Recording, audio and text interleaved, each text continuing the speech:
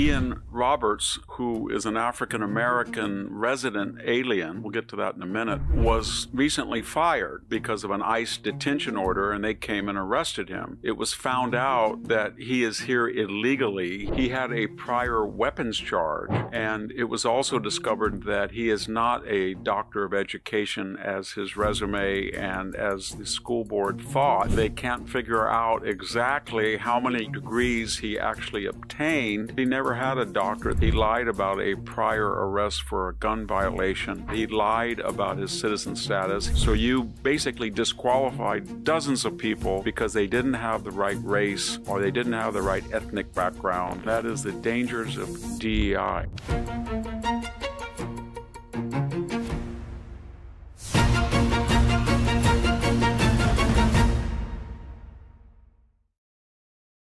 Hello, this is Victor Davis Hanson for the Daily Signal. Normally, America does not care when a superintendent of public instruction or a school district is fired, even in a big city like Des Moines, Iowa. But now we do. And why? For a variety of reasons. Ian Roberts, who is an African-American resident alien, we'll get to that in a minute, from Guyana, was recently fired, and he was fired because of an ICE detention order, and they came and arrested him. He fled. This is the superintendent of schools, remember. He fled ICE agents and they chased him, and he was apprehended, arrested. It was found out, that he is here illegally. He is an illegal alien. He never obtained either citizenship nor legal residence. And he had a existing deportation order out on him, which ICE was trying to finalize when they arrested him.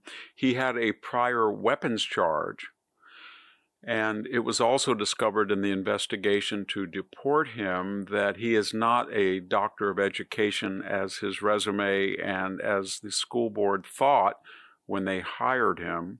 And more importantly, they can't figure out exactly how many units and which particular degrees he actually obtained because he's mentioned 5 or 6 different universities of various statuses. So it's kind of a mess. When he was arrested, he was found with $3,000 in cash. I don't know when a superintendent of schools carries $3,000 in his wallet. And he also had a loaded Glock gun. Put all that together, and it's mystifying that he became a cause célèbre, so that when he was detained and therefore immediately put on suspension and he has resigned before he was fired, there was a mass protest to retain him.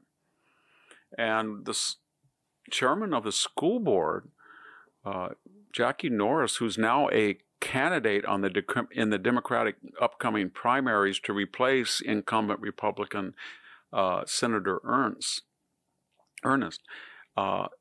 tried to use this as a political ploy when she said, this is basically her subtext was, this is a typical ICE overreach, and we people of Iowa, and especially liberal Des Moines, will not stand for it. So we need radical, that was a weird word, radical empathy for Dr. Ian Roberts. Of course, he wasn't a doctor. And then all of what I just told you started to trickle in, and she backed off, and now the school board says, well, we were deceived.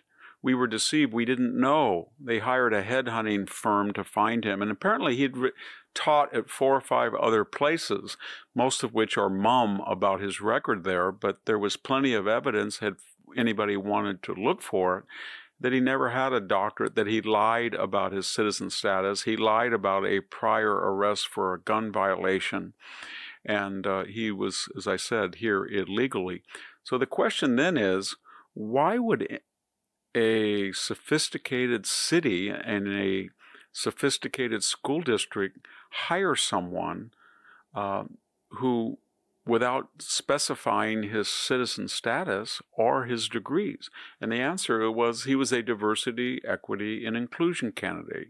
He was a charismatic, apparently they thought Black American, and this was mostly a white city. It had a large minority population. They felt it would be a goodwill gesture to hire the first African American, although he was not an African American. He was a citizen of a foreign country, and he was here illegally. But nevertheless, they thought that would be reflecting on their goodwill, their sensitivity, their liberality.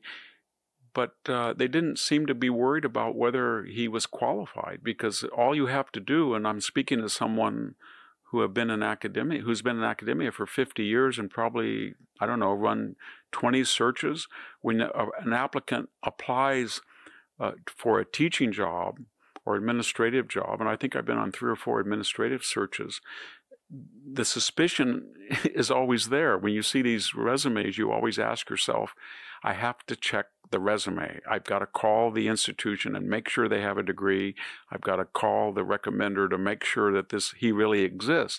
They apparently didn't do many of that at all. And why?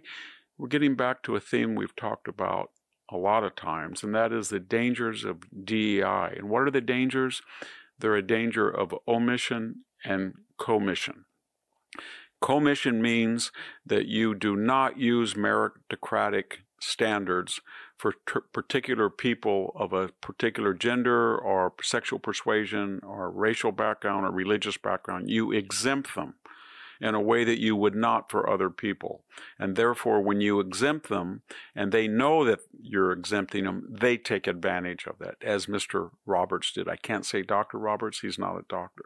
And then there is the sin always of DEI, of omission. When you hired Dr. Roberts, quote-unquote doctor, you passed over a lot of qualified people who probably did have doctorates, who probably did get legitimate degrees from good universities, who probably did have universities that would be willing to, school districts, universities, willing to contact you and vouch for their resume. But you weren't interested in that.